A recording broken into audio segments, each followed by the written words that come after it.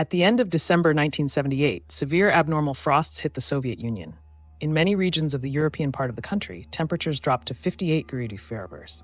In Arkhangelsk, thermometers showed 45 degrees in Leningrad, 38 degrees in Moscow, 35, and in the Moscow region, even 49 degrees. The true Arctic cold not only ruined New Year's celebrations for hundreds of thousands of Soviet people, but also created extreme conditions in which many had to fight for survival. In December 1978, many city residents noticed that winter had been snowless. Rural inhabitants understood that this could affect the harvest, as a snow cover is necessary to preserve winter crops, especially during frosts.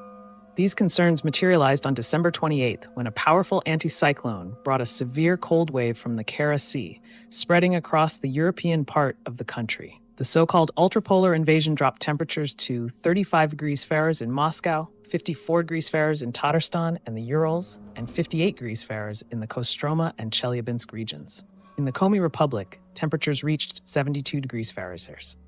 According to experts, such extreme frosts in the European part of the Soviet Union were rare, occurring only once every 50-80 years. Many compared the anomalous cold to the severe winters of 1940 and 1941. In the United States, people also took notice of the harsh winter in the Soviet Union.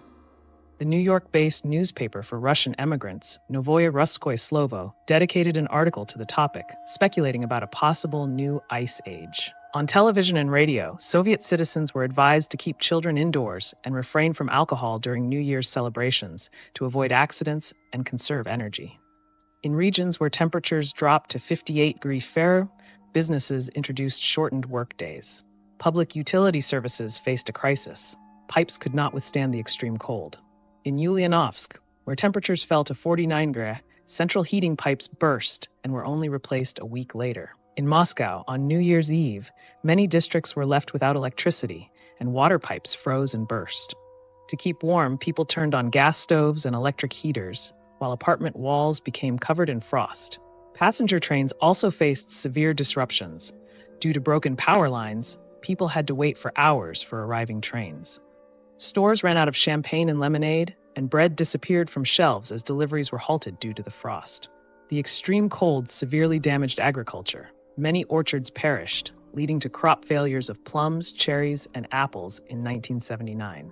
In the Tetitushsky district of Tatarstan, a group of tourists from Pavlodar found themselves trapped in an icy wilderness.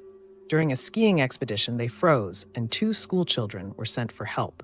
They managed to find an abandoned forester's house, where a local tractor driver eventually discovered them. Rescuers on snowmobiles evacuated the tourists, but one participant did not survive. The abnormal frost nearly caused a nuclear disaster in the Urals. On December 31st, a fire broke out at the Beloyarsk nuclear power plant when temperature fluctuations led to the destruction of reinforced concrete structures in the machine hall.